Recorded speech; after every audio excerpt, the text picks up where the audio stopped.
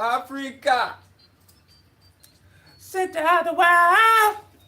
Africa.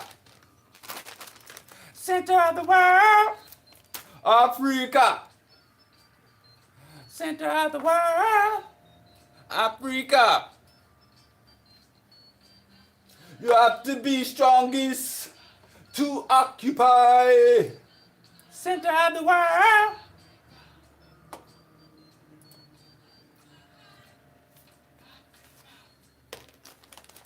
You have to be wisest to occupy. Center of the world. Africa. Anyway, we started our morning with some medicine. Medicine the young girl want. Medicine the young girl need. We started our morning with some medicine. Fela Kuti, Africa, center of the world. I'm sorry, y'all. I didn't intend to play the song in its absolute entirety. That was not my intention. But, you know, because the entire track is 17 minutes. And of course, if you can't mention Center of the World without talking about Roy Ayers. And of course, Roy Ayers has his own rendition. He played the vibes, or what is it, xylophone on that track. So, you know, you had Roy Ayers and Fela come together. The African diaspora meets the motherland. Magic happens, y'all. That's musical Pan-Africanism. That's artistic Pan-Africanism. Where our brothers on the continent come and connect with their lost children, their offspring. And this is what you get when you do music. So imagine when we do Pan-Africanism, not just artistically, not just culturally, not just socially, but politically, economically, militarily. That's the kind of magic you get. You know, that's the anti-ADOS anthem. Africa is the center of the world. Africa is the center of commerce. It is the founding foundations of humanity,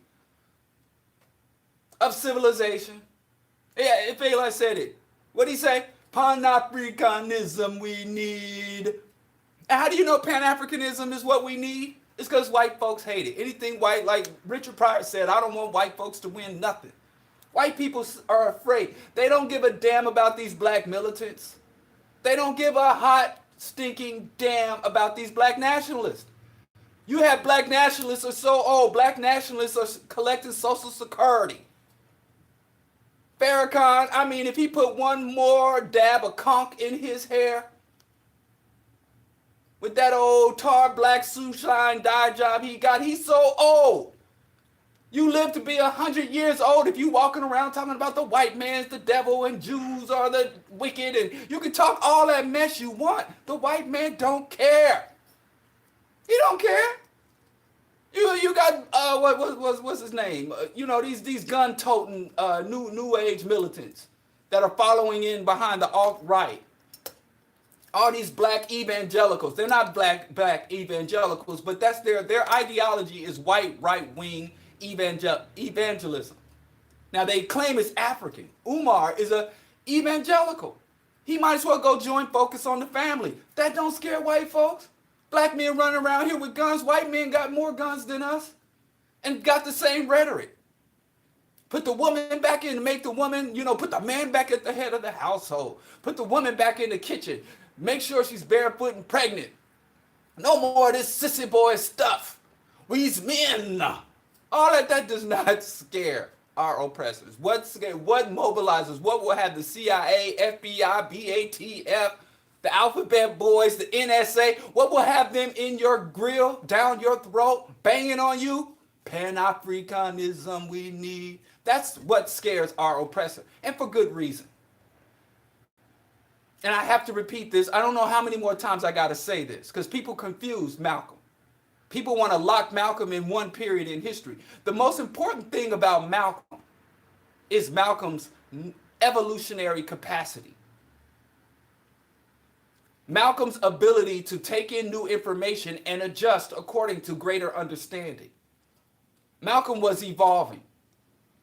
I say it, I don't know how many times I've said it on this show, and I'll say it again until I don't have to say it no more. When Malcolm ran around this country for a decade, opening up mosques all over the country, recruiting people into the Nation of Islam, and talking about, he not only said, arm yourself, black people, he said, if the white man sick a dog on you, kill that dog. You know how white folks are about their dogs? Malcolm X was on record, not in 2019. Malcolm was in the 50s and 60s. And I know our uncles and our grandmas, they don't like to tell us, our aunties, they don't like to tell us about the 50s. But if you have, because my grandmother is still with me, my great aunt, I got a couple of great aunts still with me. My paternal grandfather just turned 100 years old. It's people that was around back then. And they'll tell you, they'll tell you what it was like. Not just to be black. Just being black by itself was dangerous. So being black talking about the white man is the devil, being black talking about shoot the police dogs, that was no lightweight stuff. That was no lightweight stuff. But anyway, Malcolm went around the country for a decade talking this stuff. And the white man kept an eye on him. But what provoked his death? It wasn't white devil talk. It wasn't talking about black people, arm yourself, defend yourself. It wasn't by all means necessary. What got Malcolm in trouble? What caused the FBI to sign his death warrant and the Nation of Islam to carry out that warrant? Was he became Pan-Africanist. That's the real threat. That's the real threat. You might piss off some rednecks talking this black rhetoric. You might piss off some working class or intimidate some working class. You might alienate some white liberals, some social justice warriors with all that black talk. But you don't upset the power structure until you start talking about Pan-Africanism. It's right here, the book for our study group. It's all right here. What turned Malcolm into just a militant cultist to a Pan-African revolutionary and his logic for it. If Malcolm X had stayed on that, white devils, and Yaqub grafted the white man using a pig, a dog, and a rat and a cat. When he was saying, Farad Muhammad was Allah manifested in the flesh, came down to the most honorable Elijah Muhammad. When he was talking that mess, he'd be here right now. Him and Farrakhan be on the stage right now, cashing them Scientology checks, organizing the next Million Man March. If Malcolm had stayed on that nonsense, right now, he'd be here. The reason he's not with us, because he said Pan-Africanism. But Malcolm also said he knew his days were numbered, number one. And he also said, if you're a scared Negro, get gone. He said, go on if you're scared. We're going to scare you. If you're fearful of the consequences of being an intelligent black man, if you're scared of the consequences of manifesting your humanity, this ain't the place for you. The Organization of Afro-American Unity, the black liberation struggle, Pan-Africanism don't need scared Negroes. Don't have no use for scared Negroes.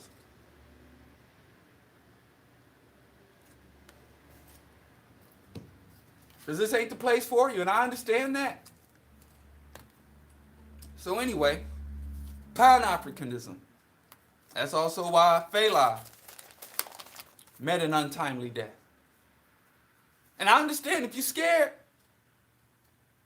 As Calidosis, one of my former friends said, if you spooked out, get out. He said, if you spooked out, get out. Nobody's going to force you. Nobody's going to coerce you. Nobody's going to manipulate you. Come here free of will and exit free of will. Just pick your side. But also, like Dr. Clark said, if you go over there, stay over there. If you go over there, stay over there. This ain't no revolving door situation either. Take your time to make your decision. We're not going to rush you into a decision, but once you make your decision, the decision is locked in. No backseas. But I digress, man. I hesitate to play Fela. I hesitate to play Sheung. They don't know, the Afrobeat artists don't understand the pop music charts. They get in front of the microphone, they get in front of the instruments, and they play until they finish. That one song is 17 minutes long. Ain't no hook. No auto-tune. You go to a Sheung concert, you can get everything from a geopolitical lecture to an intimate conversation to an unending tune. That's just, so you have to be careful when you play Afrobeat music. They don't understand how to package the music yet. That's why it hasn't blown up here in the States, because they trained us Africans in the United States, the African diaspora, 16 bars, boy. That's it. That's all you get. Radio friendly. So they've taken our culture and commodified it. Afrobeat is like a tree. But hip hop is like a bench. They went and cut the tree down and carve it into a convenient bench, and then they sit on it and own it and control it. But I remember the early days of hip hop. Wasn't no formula to it. You didn't even have to use words. The hip dudes, happy do, flop, boppy, woo, they eat, bop, boppity, boo. Shit, we didn't even use words. You can do whatever you wanted. Like Dale Jones said, all we got is these broken records, and they don't play the right speed. They don't play the right speed. They don't play the right speed. White man was like, oh, that's clever, boy, but we gotta chop it up. We gotta put it parameters around it. We gotta package it. We gotta commodify it. We gotta label it. Just like we did with jazz. Remember, jazz artists used to get up there. Sometimes you go hear jazz artists playing, you don't know what to expect. Coltrane sometimes will get up there with a saxophone and don't ever blow into the damn sax. He just starts, get into the mic. White folks, that's crazy, like black folks' hair. They're literally in 2019 passing laws to tell white folks, listen, let black folks wear their hair. Let black folks wear in 2019. They went to Africa and colonized, like, where's your economy? Who is your leader? Natural resources, gender roles. Oh, this is a mess. I've got to package it up. And you see what happens when they package it? It dies. Look at Europe. There's nothing in Europe. Aside from stolen stuff. They've killed everything. The soil is dead. The air is polluted.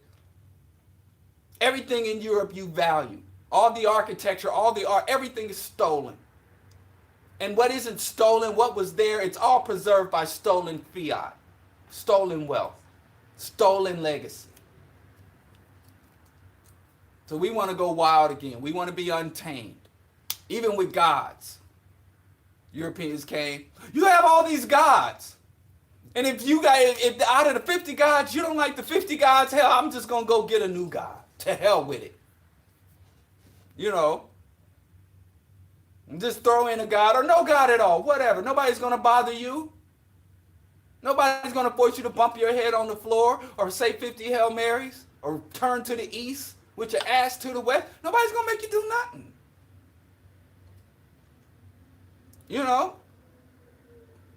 Freedom. Your people's like, no. The Arabs are like, no. You got to pick one God, and you got to kill everybody else that doesn't pick that God. That doesn't make sense. That's irrational. Oh, that's the way of the world. But I'm happy there's still remnants of African culture. Everywhere you find Africans. Brazil, United States, of course the African continent. The Caribbean, of course. Central America. Even Nova Scotia with the African Baptists. You even got African remnants of Africa in Nova Scotia. That's why I say, the Mafia didn't break Africa, it expanded Africa. And it's up to us to maintain those connections or allow them to erode. But anyway, all that to say, I really like that song. It's not really a radio-friendly song, which has increased my appreciation of the song. Anyway, how y'all doing? How you doing? It's so much.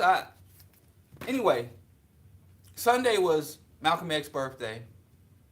We played some Malcolm X. It was also Dale Jones's birthday. So I want to get through what we're going to go through so I can share some Dale Jones. We can hear from Dale Jones. And then Friday, we're going to hear, if not from directly from Ho Chi Minh, we're going to talk about Ho Chi Minh, which was also his birthday.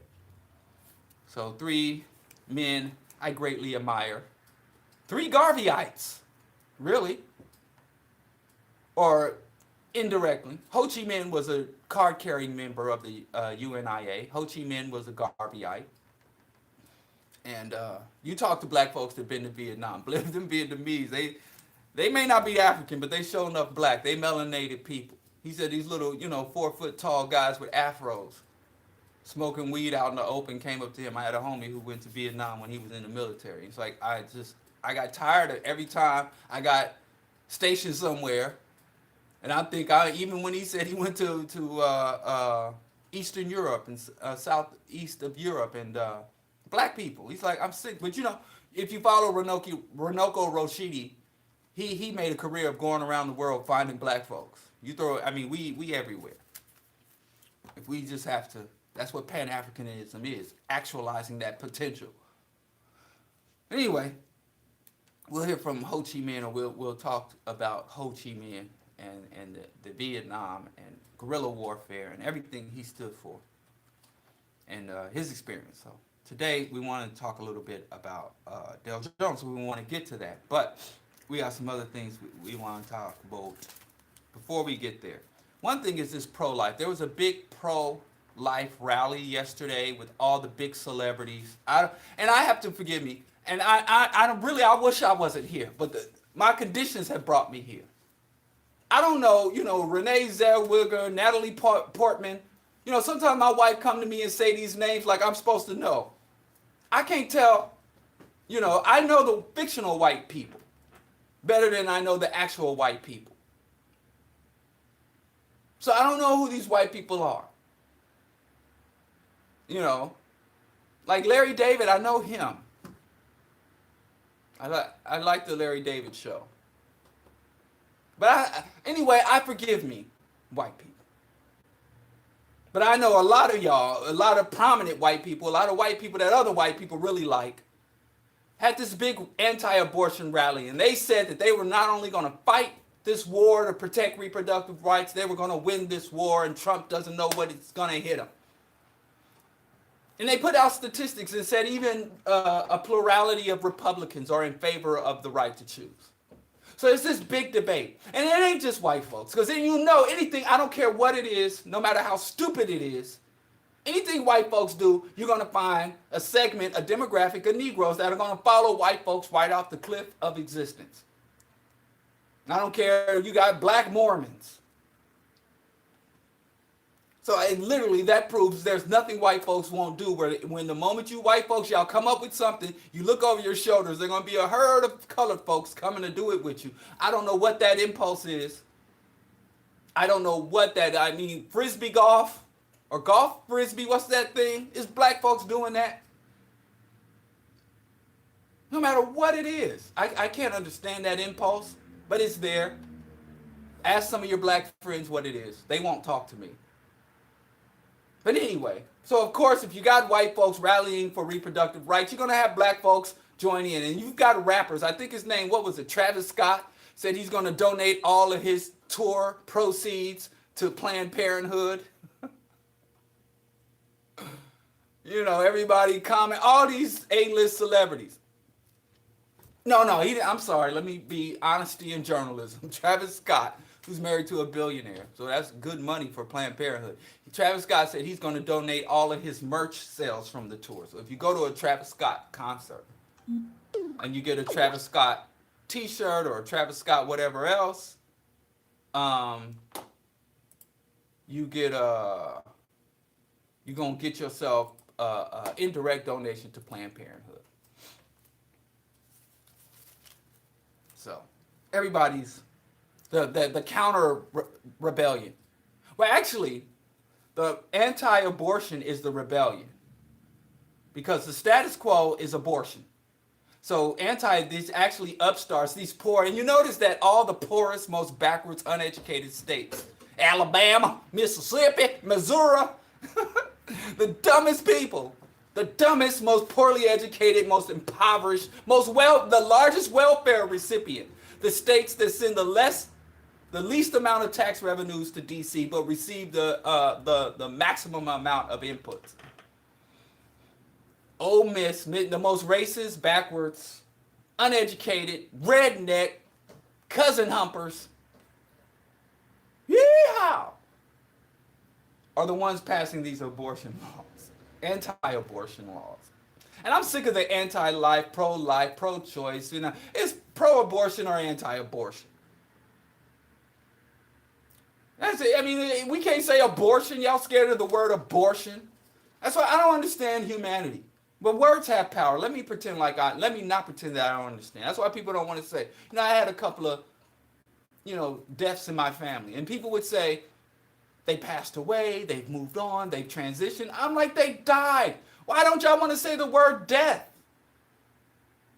You're going to die. Everybody dies. Like Biggie Smalls, it was just recently his birthday. The kids, the dog, everybody dying. Stop your blood clot crying.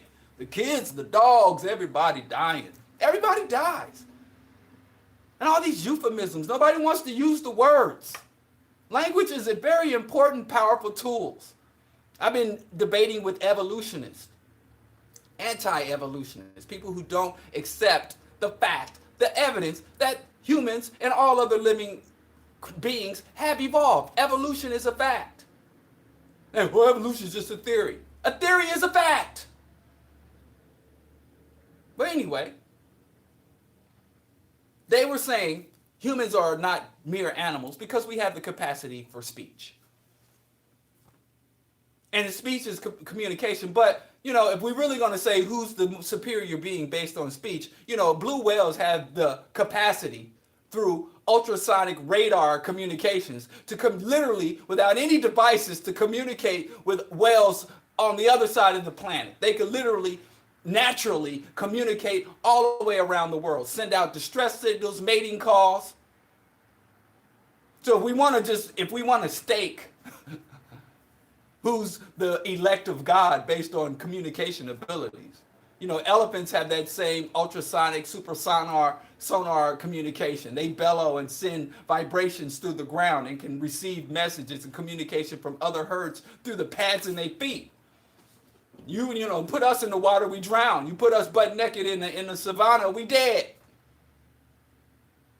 We need these instruments. We need all this plastic and pollution to be able to talk to each other. So yeah, we got words, but people don't even need words. I think words, but anyway, but that's it. That's a subjective argument.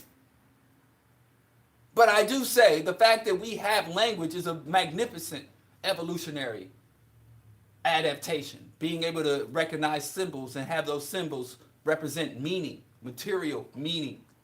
That's amazing. And I don't know why we all of a sudden are starting to really devalue communication. We're really getting sucky at it. And one thing is we fear these words. It's abortion. It's the abortion, women's reproductive rights. No, not. Because when you say reproductive rights, a woman can cock that leg up and, let her do, you can reproduce all you want. It's not all reproductive rights. You can put your leg up, jump on. You can get down right now. Consenting adults can get down, and a woman, there's no limit on the number of babies. A woman can literally have 5. A women, they literally, octomom, women are giving birth to litters out here.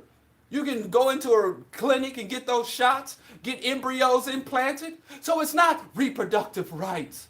Y'all don't want to say abortion. Don't be pro-abortion if you're scared to say the word abortion. It's abortion you're fighting for. You're fighting for the right for women to get abortion. It's not a curse word. It's not a scary word. It's just the word for the procedure, abortion. But we're fighting for women's reproductive rights. Which one? Which reproductive rights are women being denied? Now, I ain't gonna get vulgar on you, but we adults here. Y'all gotta understand. Let me say it in a As my Guyanese homie Cullen used to say, woman can take the pole, she can jump on the pole. Nobody's stopping a woman from jumping on the pole. The woman can have all the reproduction she wants. So it's obviously the right to reproduce is not being denied women. In fact, there are some women, segments of women, white women, are being encouraged, motivated, coerced into having as many children. Just go to Utah. You know, let's go back to Cullen. If I want to say the wrong things, I hope saying it in a Guyanese patois will get me out of trouble. But like Cullen would always say, me breed shit. That's how he would identify attractive women as they come up and down the streets of Flatbush. Man, I breed shit. Me breed shit. Yo, you can get breeded. You can breed black people. You can breed all you want. So stop with these euphemisms. Stop with this indirect talk. I like it. Say abortion or anti-abortion. I'm against abortion. I'm pro-life. No, you're not pro-life. You don't give a damn about any other manifestations of life. You don't even understand life. Most of these people who claim they're pro-life, they don't understand evolution. They don't understand cellular anatomy. They don't understand human reproduction. They don't understand fetal development. They don't know any science. And then they claim they faith-based, but the Bible don't give a damn about abortion. The Bible don't give a damn about women. Even God in the Bible instructs some people on how to perform abortion. Jesus never mentioned abortion. So at least keep it real, keep it a buck. This is a pro-abortion, anti-abortion debate. It's not a pro-life, anti-life. It's not a pro-reproductive rights, anti-reproductive rights. It's a pro-abortion, anti-abortion debate. And are you in favor of women having legal, safe access to abortion, or you're against women and you want to criminalize the abortion? And can I tell you, religious nuts, something? The vast majority of abortions are natural, spontaneous, created and done by God. In certain regions, and depending on what regions of the nation you're dealing with, 30 to 40% of impregnations end in miscarriage or spontaneous abortion. You know, reproduction is kind of a roll of the dice, which is a good thing that it's kind of like that because, you know, natural selection and all, it's helped the human gene pool to be more resilient. So, the number one abortion provider in the world is, if you believe in God and God controls all life, and if everything happens as the will of God, God is the number one abortion provider in America, in world, in history. God performs more abortions than any other entity or any. Because if you believe that all things happen, now Lord, through all things, and God does all things, and nothing happens that is not the will of the Lord. If you believe, if you're coming from a religious angle, God is an abortion provider. You know. So, if all things happen according to God's will and God's plan. And if a woman is pregnant, it's like, oh, I'm so happy, I'm pregnant, I've been wanting to have a child, and then the woman miscarries, what's the first thing the religious people, oh, it's God's will. That baby is in heaven. Oh, it's chilly in here. I don't know what I was thinking. I took my sweater off. I have to put it back on because I thought I was feeling the spirit, but not the spirit has left me, and I'm cold again. I can't regulate.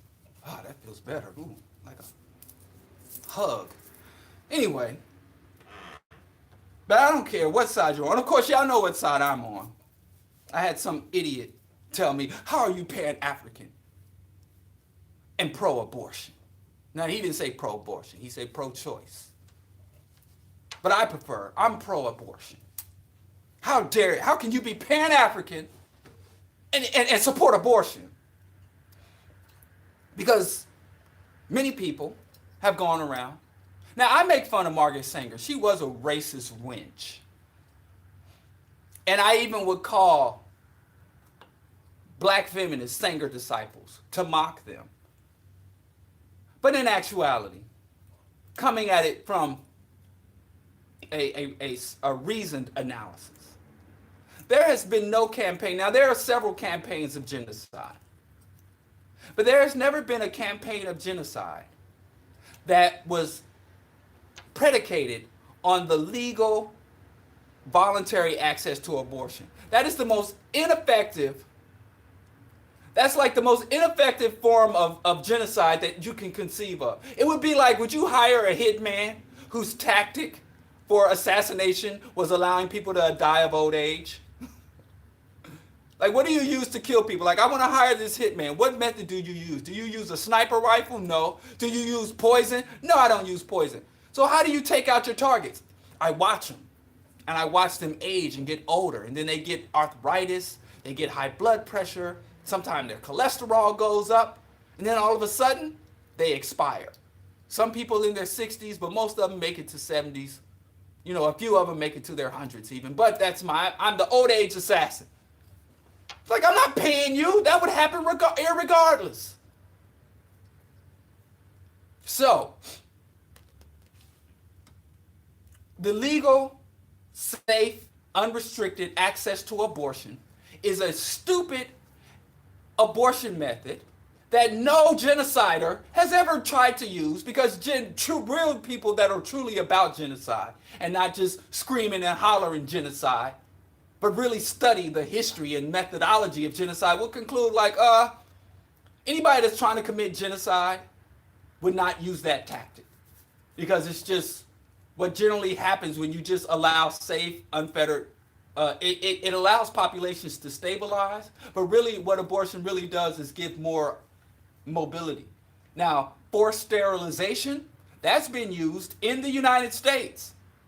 And it's still being used. Coerced and forced sterilization is still being used, but the anti-abortion black nationalists don't give a damn about forced sterilization, because once a woman doesn't have the capacity to give birth, she has no more worth, because women are just incubators. Women are literally breeding sows in this ideology that comes out of Christianity and Islam. Literally, women are made to be helpmeets. They are made to be incubators and breeding sows for male sperm. The purpose of women, the reason woman is put on earth, one is to serve, the second is to be a reproductive vessel to create more men. That's what you're there for. So when a woman gives birth to a woman, she's only giving birth to another man creator.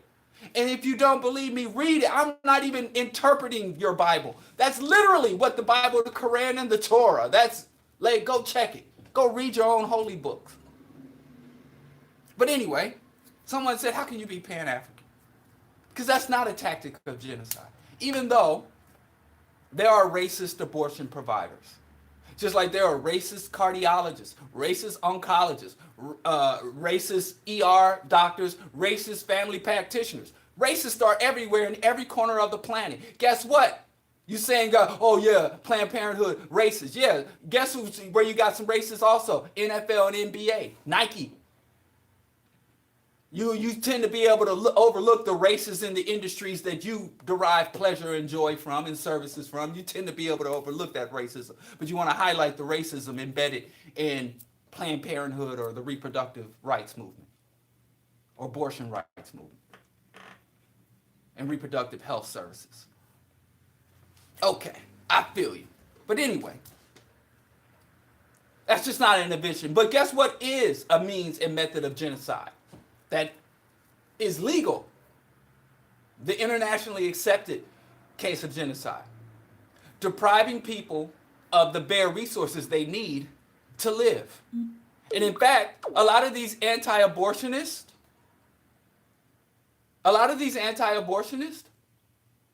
they never tell you, they never speak about what are women's motivations for abortion. What drives women to abort? Now, if I'm anti-something, like I'm anti-meat consumption, I'm a vegan. And if I had the capacity to upend the industrial agriculture system, I'd do it. Just like, legislatively, subversively, Earth Liberation Front, whatever it takes. I campaign, I advocate for this. But the first thing I do ask, why do people eat meat? Why are people so driven to eat the flesh of other dead animals, human beings? It's not necessary. I understand tradition, culture, $1 billion media can got milk. They spend billions of dollars to tell you, misinformation, access, resources.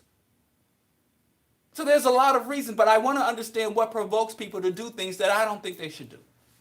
So if you're an anti-abortionist, you're a pro-lifer, you never hear them say, these are the specific reasons that women give for getting abortions. They don't give a damn. But another reason is, if they start to articulate why women get abortion, it'll show you how backwards it is, how regressive and reactionary, and how unjust it is for them to try to ban abortions.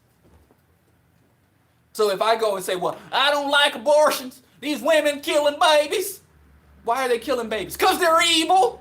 They're killing babies because they're evil, because they walked away from God. That's what the white boys say. What the black men say, oh, they kill because black women kill our babies because they cooperate with the white man controlling their mind. And they're participating in the genocide of the black race. The most dangerous place for a black child is the womb of a black woman. And I say to the whites and the blacks, have you ever spoke to a woman who got an abortion? I'm going to speak to an evil bad wench for. Why am I going to speak to a woman? I'll speak to her. And you put them in the room and they tell her, oh, God wants your baby. Your fetus is in heaven with God. They don't listen to women. Because, again, if they listen to a woman say, why are you getting this abortion? It's because I don't have the resources to tend to this child. Then your fight would not be to ban abortion. Your fight would be to get more resources to women. We need more resources for women. We need more material support for women. Housing, food, clothing, shelter. If you were really anti-abortion, you would take money out of if you were pro-life, you take money out of the freaking military and give it to women. You ask another reason. Why are you getting this abortion? Because I had no intention of getting pregnant. I had no intention of having a baby, but I had every intention of jumping on the pole, ride it. Cock your leg up. I want to have sex. Sex feels good as hell, but I don't want the consequences of sex. So then if you're really anti-abortion, what do you say? Reproductive rights. Reproductive, what do they call it? Contraception. Condom. The condom or the pill. Vasectomies. Or just the rhythm method. So basic education. So now you figure out, if I want to stop abortion, this ungodly act of abortion, I got to give welfare and material support to women and men in the society. And then I have to educate people. You can knock the majority of abortions out the box by giving people their proper share of the nation's wealth and resources and educating people about reproduction and their anatomy. But then if you're going to teach them about reproduction, you have to teach them about evolution, science, biology. And you have to tell them God did not create you to be a breeding cell, to be an incubator. You have to teach them about ovulation and insemination. Morning after pill. You got to teach them about that stuff. And two things that these men who seek to control women have to do is make sure women do not have an abundance of resources or free open access to any level of education, let alone education about their bodies. That's why they never tell you why do women get abortions. Why else do they get them? Rape, incest. So I could go to the clinic and rail against abortion, or I could go into the streets and fight against rape, incest, sexual exploitation of women, which is another thing they don't give a damn about, because if a woman's getting raped, why she got her thigh out? These brothers, why is her head uncovered? Why is she not dressed like the Nubian queen that she is? Why she disrespected herself by exposing her body? Why can't she be a real African woman? Or even white men go a little further. They're like, well, a woman has mechanisms within her vagina that she can stop. If she does not willingly have sex, she can close that off. Literally, Republicans have said this, and they teach this in their tabernacles. So the pro-life people are dishonest. They're idiots. But most pro-life people just ain't got nothing better to do. If y'all really want to fight against this abortion thing, go open up a symphony hall in Alabama. Go bring those redneck, backwood, barefoot, toothless trailer dwellers, outhouse pooping, cousin humpers. Take them some culture. You know, stop having Lollapalooza here in Chicago. Take it to Alabama, the backwoods. You know, take them white folks, move the Oscars from Hollywood and take it to rural Missouri. These people just have nothing better to do. They shoot guns. And let me tell you something about the gun country and why people in gun country are so stupid. The bullets are made of lead. And whenever you shoot a gun, y'all watch them shows. Y'all ever watch them shows where forensics shows, like the police investigating show, you shoot a gun. And then days later, they do this test and they find the residue from the gun in your hand. Right? That's lead. And so you out in your backyard shooting skeet, or you out coon hunting, deer hunting, and they out here shoot. They got millions of guns, millions of bullets of ammunition. Pow, pow, pow, pow. And the dust. If you've ever shot a gun, I've shot a gun. There's like a smell in the air. Gunpowder, man. There's gunpowder, and you inhaling it. So all these Southern gun nuts, all these Bible thumpers, their blood is full of lead. You notice a lot of, and Dick Gregory was advocating before he died. He was like, why don't they do blood tests on these shooters? What is the composition of their blood? Let's look at their brains. Because if you got a bunch of people exhibiting the same line of behavior, there might be some biological component to it. It might not just be each individual making their own individual choices. There might be some societal or biological markers that we can identify. And I've shot guns. I own a gun. But I don't shoot the gun. And when I shoot, you notice some of these experts, when they're shooting guns, they wear masks and gloves. They wear masks and gloves because they don't want to inhale that lead particles and they don't want the residue on their clothing. And then they put on those jumpsuits. Shooting a gun is like working in a chemical lab or something. You got to cover yourself up. And they have places, you go to gun ranges and stuff. I went to this one farm that had a gun range just around the corner. And it kind of concerned me, like, do y'all test your soil for lead residue, lead contamination? Y'all watch them westerns, I'll feel them full of hot lead. But if you're filling someone full of hot lead or shooting hot lead at a thing, the lead becomes airborne, particulate matter, and it concentrates in your blood and in your bones over time. So I'm just saying, a lot of these same places that don't want are anti-abortion are very pro-gun. And not only just they're stupid. So I just wish people would be honest. But it ain't just the pro-life people that are dishonest and full of it. So are the pro-choice people. Like I said, they want to pretend like it's about reproductive rights when it's about abortion. And those same pro-choice people have to understand that they want women to have the choice of abortion. But again, they're just like the right-wingers. They don't want the woman to have a choice of education, a choice about housing, a choice about any other healthcare procedure. You got a poor black woman suffering from maybe a long-term chronic disease who has children she's struggling to take care of, living in substandard slums, overpaying, suffering from police brutality and discrimination, dehumanization. And here come the lily white women. Oh, you have a right to abortion. You're welcome. Like, well, that's not my issue. Yeah, I said you have the right to abortion. What more could you ask for? Food? Decent, healthy, nutritious food? Not to be harassed by police?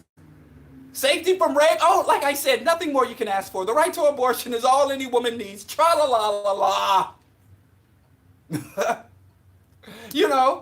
So you're pro-abortion and you want to talk about the empowerment of women, and 90% of women, you ignore that their needs and their struggles. Like the access to abortion, that tends to be a first world problem. But you don't give a damn, just like the pro-life nuts don't give a damn about the fetus after it's born. You don't give a damn about the woman before or after the abortion. You only care about her ability to get the abortion. Whatever she went through before, whatever she goes through after, you don't give a damn. You know, yeah, a woman gets abortion, you're going to fight tooth and nail. But, oh, I don't have an issue with abortion. That's not my problem. I got chronic tooth decay. Then what do you want from me? Health care? No, it's abortion on demand without apology. Can I have just any type of health care on demand without apology? No. So these pro-lifers just are inconsistent and don't make sense to me either. I mean, pro-choicers. If the quality and access to abortion should be a choice, why not quality and access to education? Why can't I have education on demand without apology? Or hell, just for women. I'm still waiting. So I can't even get out. I can't get out here and rally with the pro-choice because they just as full of it. But at least let's keep it real. Let's keep it a buck. Let's start saying words like abortion. Let's start saying things like, I don't know, dead. My uncle is dead. Your uncle has not transitioned. Your uncle has not went on high, has not ascended. He's dead. And there's nothing wrong with that. I like in Louisiana, like I said, you find little tastes and bits of Africa. Somebody dead, they dancing in the street when somebody dies. Why are y'all scared of death? Even Dick Gregory, up to the time of his death, he's like, I'm supposed to be scared of this? I knew it was coming.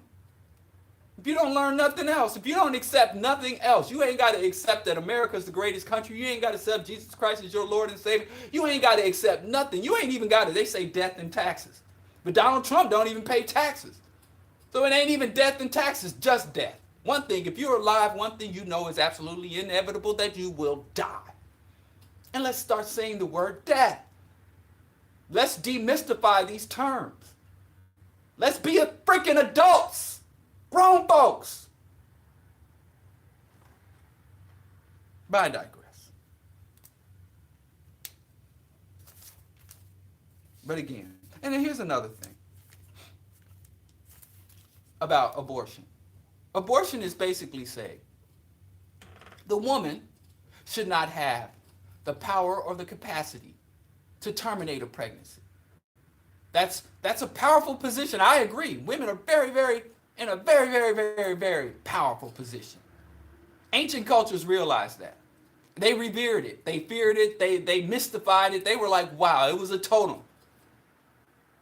There's this really good book called When God Was a Woman. Ancient men of ancient cultures were really in awe of the capacity to give birth. So they're like, well, this must be where we all come from. We all came from the womb. That if it's going to be a heaven, like, I'm not being vulgar on purpose. This ain't that show, but damn it, some issues just take you there. But it's like Dr. Ben would always say, heaven is between the legs of a black woman. So I didn't say it. That's what he would say. Because that's where life comes to, and that's where we return, I guess. That's where I find heaven, between the legs of a black woman. That's heaven. So people were in awe of that. And it's a hell of a responsibility. You know? Thank goodness. I think that's probably it. They blame us men for being so loose and fast. You know, we just slinging. You know, it's a sperm tsunami. We just, anybody could get it. Plop, plop, plop. Like Dave Chappelle used to do that motion when he used to joke about masturbation. He's just shooting it like a semen, like one of those garden sprayers. Skeet, skeet, skeet, skeet. We're fast and loose with it. Because we don't carry the weight of reproduction and sustaining the human population. So, hey, male reproduction, in fact, even if you believe in God, if you reject evolution, just look at the human anatomy. God, you're God. Who's that guy that goes, God? I'm going to come in one day and just play that God. God. Even if you believe in God, God if you look at human, that's why we got to study the male reproductive cycle is so simple. It's poetry. Mwah. It's just so simple. In fact, the male urinary tract is literally merged with the male reproductive tract. Like our waste system and our reproductive system are literally use the same canal, use the same route, because whereas the woman's reproductive system and the woman's urinary and waste system are completely separate. Two different holes, two different mechanisms. Ours, it's fused together. Like, what's the point? Like, we're really, we're not that. In the mitochondrial DNA, the foundation of the human blueprint is entrusted to the women. So since, we weren't given that much responsibility when it comes to reproduction, we kind of evolved to be like, hey, anybody could blah, blah, blah, shoot up the club. That's what they call it. Jewels of the crown. So it's an awesome responsibility that women have. It's an awesome burden. Maybe some of y'all women will call it a burden, a responsibility, an honor. That's subjective, what you want to call it. A curse. It's awesome. And I know, I would like to imagine if we men got pregnant or had the capacity to get pregnant, we would, step more lightly and wouldn't just be shooting the club up and skeet, skeet, skeet, all over, bang, bang, bang, skeet, skeet, skeet. So can y'all blame us for just being fast and loose with it? I have been in the room with literally, I'd say close to 100, if not over 100 births. And with my two sons, I was there from day one, from now I was about to make a joke. But I'm going to go ahead and say it on record because I don't know. She could use this in the court when we break up. But I was there from fertilization. I suspect I was the one there doing fertilization. I was there from fertilization, from conception, through development, through birth. I was there and I watched the transformation of her body, the physical, visible transformation. I was able to live through the hormonal transformation and just, from going into labor and giving birth to that, I'm like, wow, that's really something. And that's nothing, even though it was amazing. But I did my part too. I cut the umbilical cords. And cutting an umbilical cord, if you ain't a father yet, don't watch TV. And it's so wonderful, just cutting an umbilical cord is like cutting a human finger. That cord is real. It ain't just a snip. You gotta work. You need like those medical grade scissors. Cutting the umbilical cord is like cutting a finger. It's thick, it's stiff, and it don't want to get cut. And now they're saying you're not even supposed to cut it that soon. You're supposed to let, when the placenta, the baby's born, leave the placenta attached for some time after birth.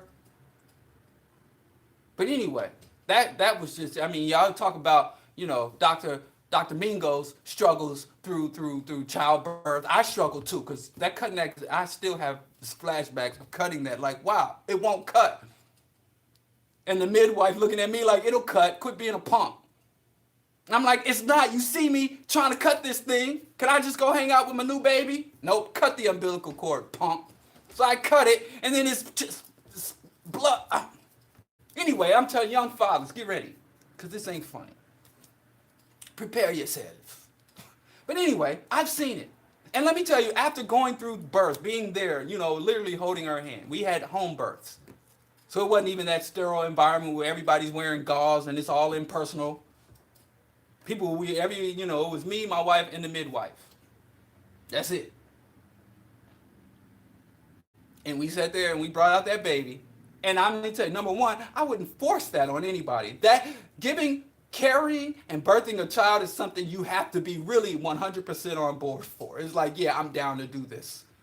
It's nothing you want to force on anybody. If you understood it, it's nothing you want to coerce, intimidate, shame anyone into doing.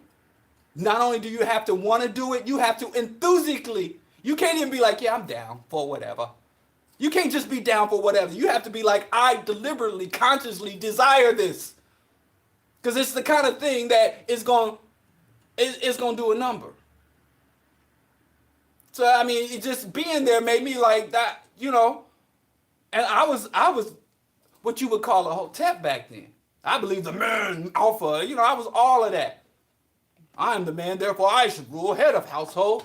I was there for all of that. Seeing a woman carry and give birth to a child, I'm like, maybe I shouldn't rule, perhaps. Maybe we could work things together. Let's discuss it. I went back to my African roots, like, hey, well, this is a cooperative thing. Oh, there ain't nobody running the show. After I couldn't do that. It's 7 billion people on the earth. If men had to give birth, there'd probably be 17 people on the planet. We'd be looking like Noah after the flood. Just us and the animals. A few people and the animals. Because, I couldn't hang. Respect due. And it's a great responsibility. And the anti-choice, the anti-abortion people are like, women shouldn't be given the power to choose whether or not to give birth once she's pregnant. But if you don't think a woman is competent enough to determine whether to give birth or to terminate her pregnancy, what makes you think she's competent enough to raise a child? It's the same weight of responsibility. To me, it's just as heavy to abort a child. It's just as heavy to give birth and carry the baby. Both of those are very heavy decisions. And if you can't trust them with one, you can't trust them with the other.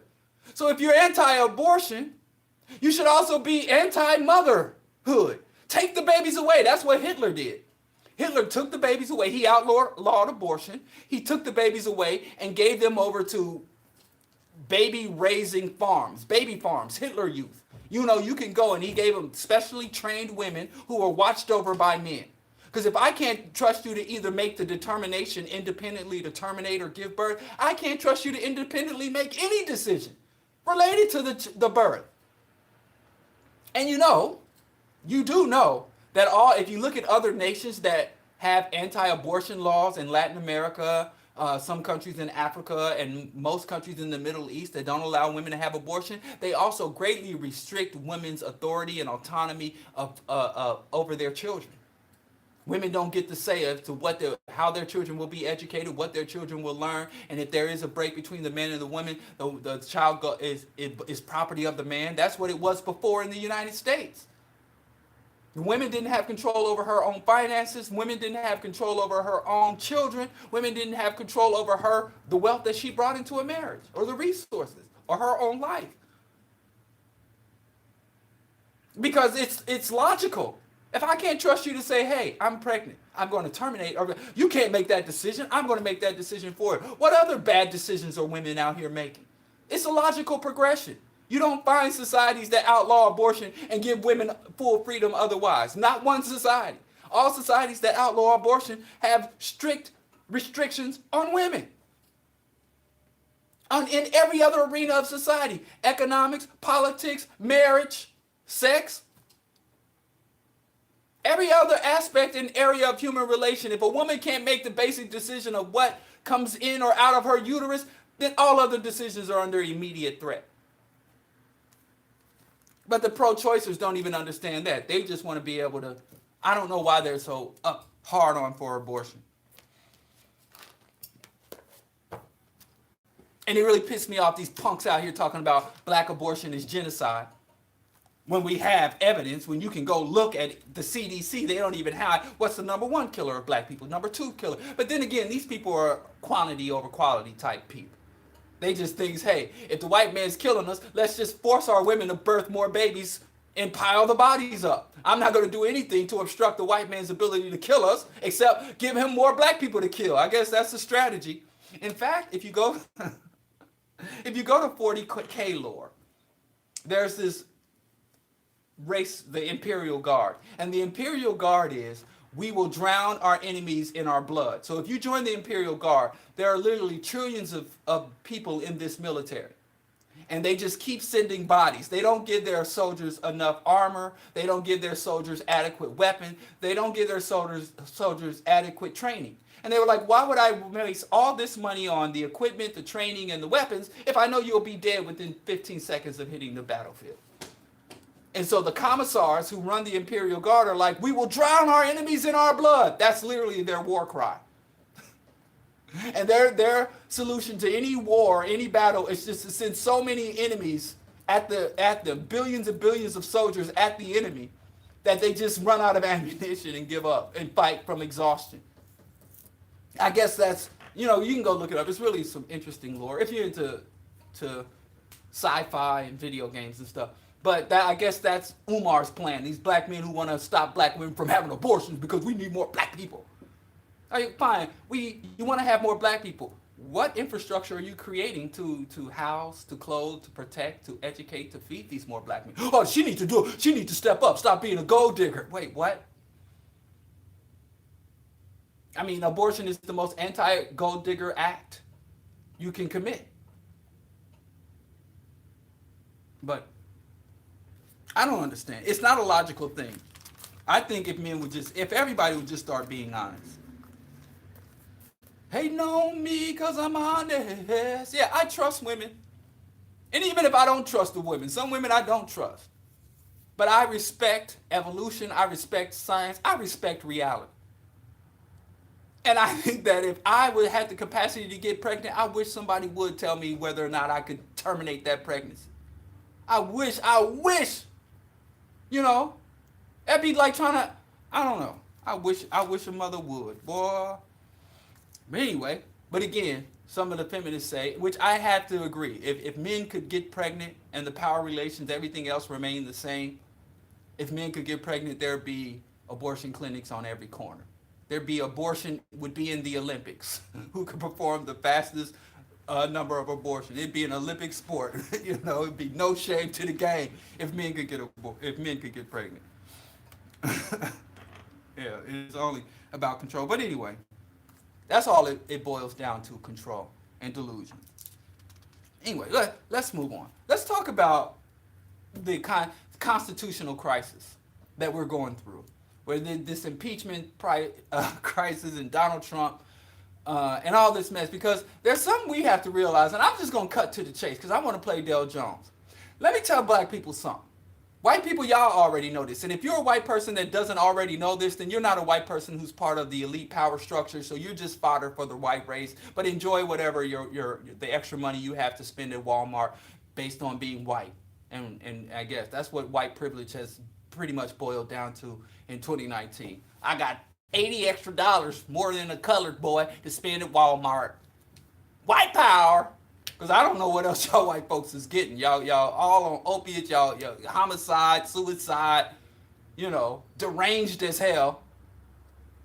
I don't know. White privilege is white pathology. But anyway, let me tell you something about the law. Because you got a lot of pundits talking about, we're in a constitutional crisis, and what is the law and what the law ain't. Let me tell you something about the law and what white people in power understand about the law.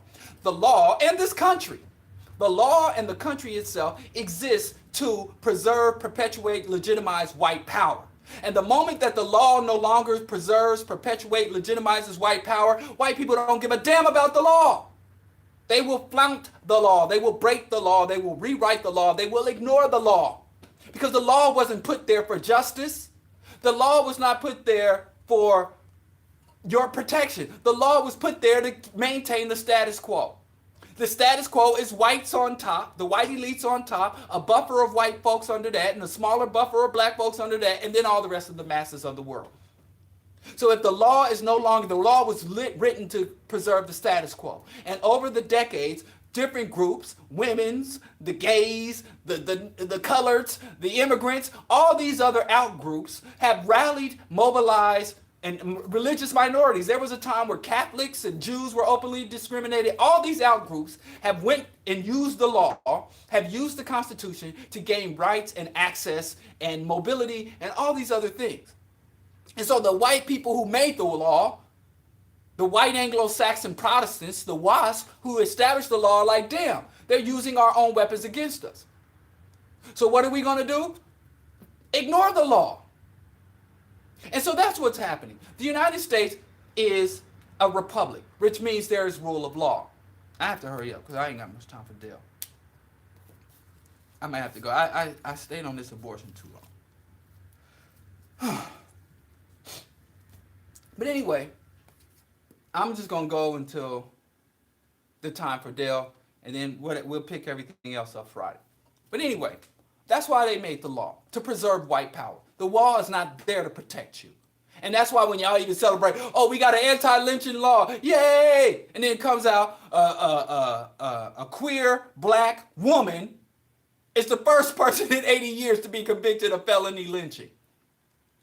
So the very people the laws are supposed to, and it ain't just here. International law, anti-genocide law, you know, laws against the peace. All the laws, the Europeans break the laws, they write the laws, but they only impose the law on us colored folks. It's a hustle, you know, which is why I don't even want to get into this ADOS thing. But anyway, we're under an imperial presidency, which means that the balance of powers are upset. You had the judicial branch, you had the legislative branch, and the executive branch. The legislative branch creates the laws and does oversight over both the judicial and the executive. The judicial branch is meant to validate to have judicial oversight over making sure the laws that come out of the legislative branch are consistent with the Constitution and legal precedents. The executive branch is tasked with the defense, negotiating foreign treaties, and imposing and pretty much enforcement of the law. So one branch creates the law, the another branch validates and makes sure the laws are consistent with the Constitution, and the third branch executes or carries out the law, in a nutshell. And there's other responsibility like budgeting, Congress, you know, and investigations and for crimes, and controlling and securing the borders, immigration, things of that, executive. So there's other rules that go. Now that has all been broken up because we have what is called an imperial presidency. And the reason they established an imperial presidency is because the United States became an empire after World War II. And you cannot run an empire democratically. There is no such thing as a democratic empire. You're either going to have a democracy or have an empire. And you can't run a democratic republic and you can't run an imperial republic. A republic is a nation that is governed by laws.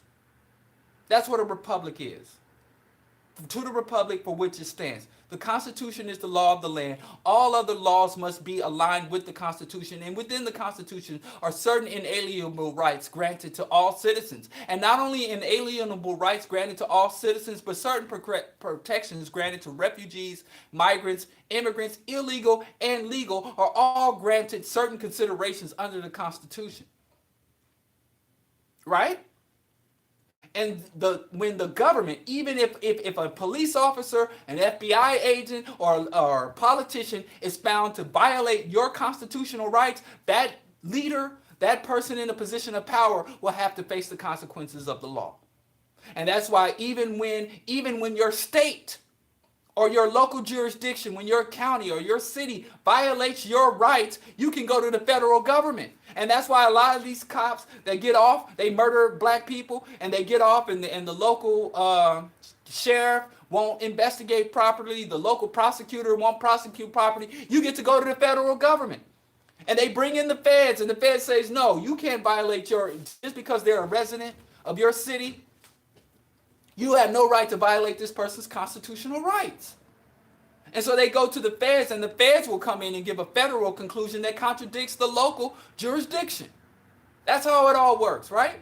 And so all of that had to be blown up because here's some characteristics of empire. The United States is an empire, but it also tries to maintain a democratic republic. It tries to maintain the rule of law and basic constitutional rights for its citizens. But if you observe empire, everything that an empire does abroad, it often has to replicate at home because empires require a society to reorient its economy and redirect its resources abroad.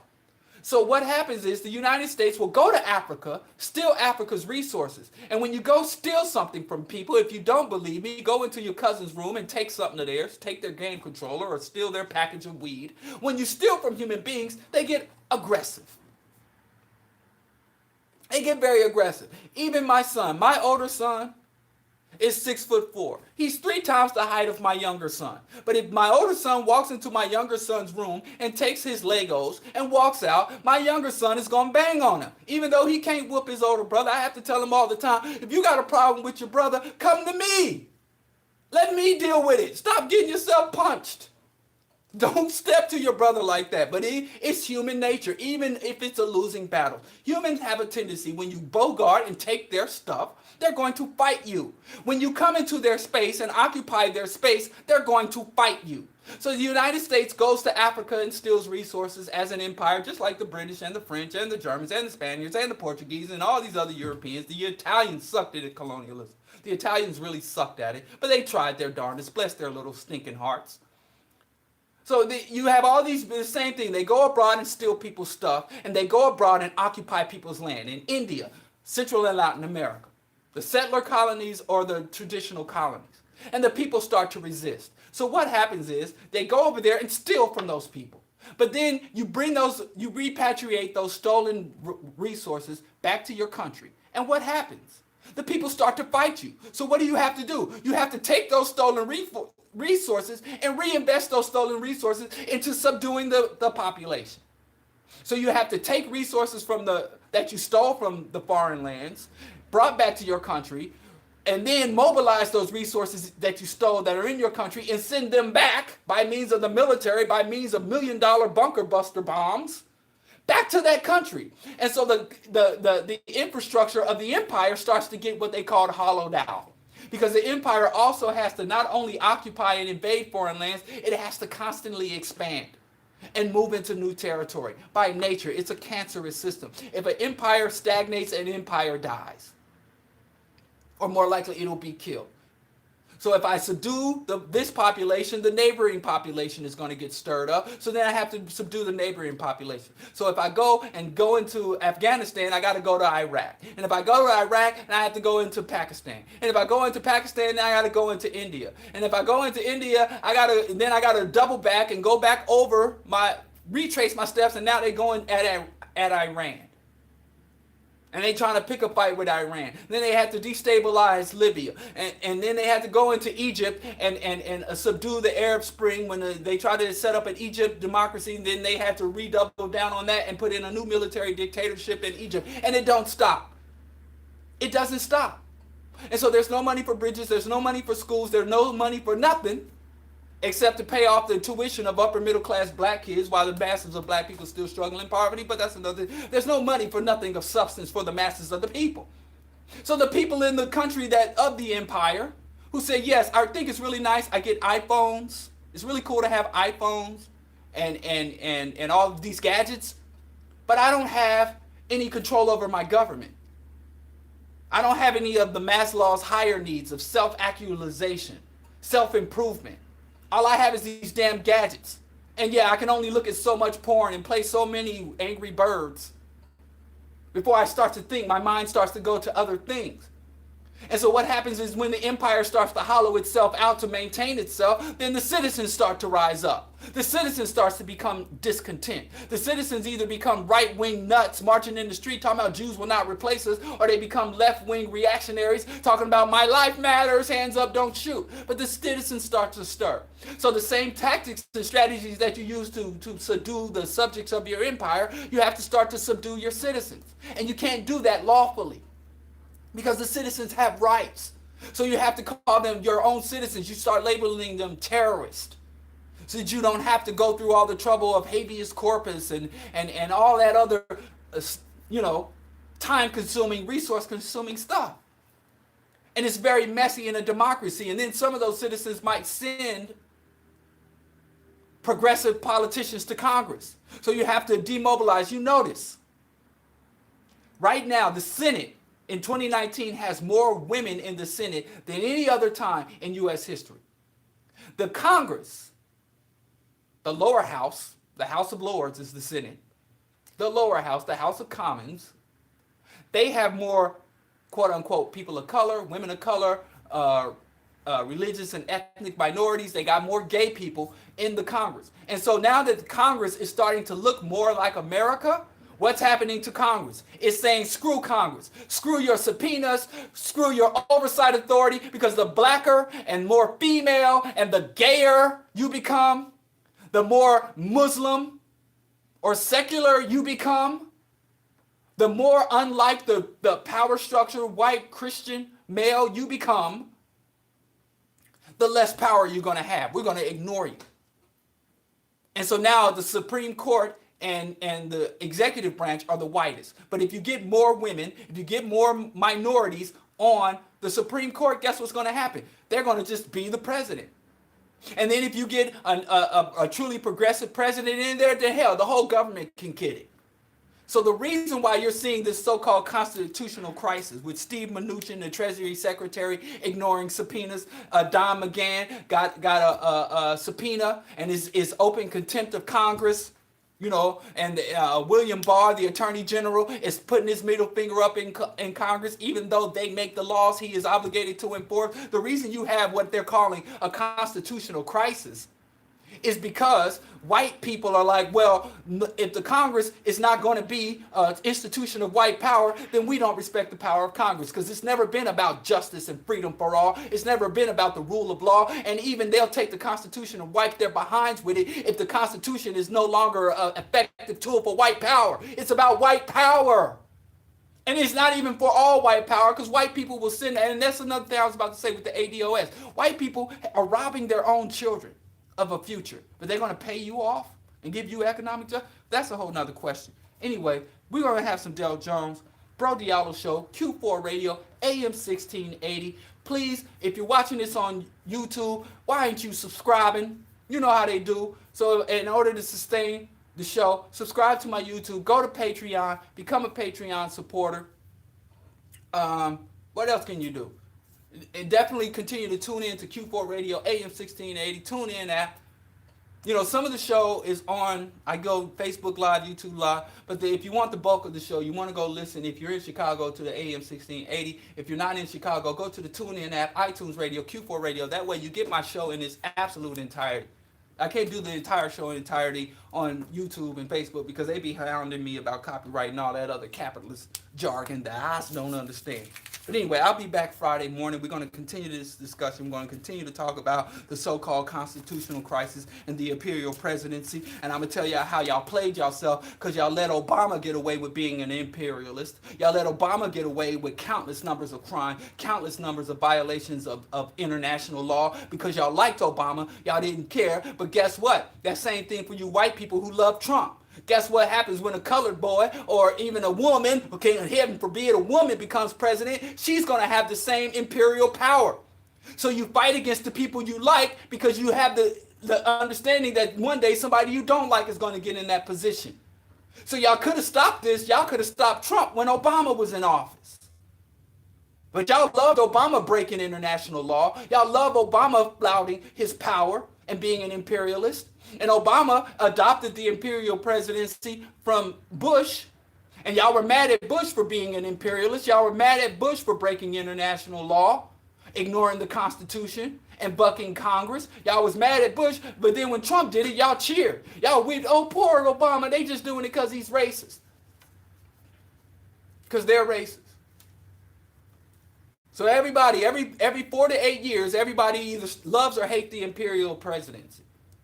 I hated imperialism under Obama. I stood against imperialism under Obama, and I hate imperialism under Trump. And guess what? If Joe Biden, I'm not going to say that man's name too much. I don't want to spit on or throw up on this microphone. But Joe Biden, I don't care if it's Kamala Harris or Cory Booger.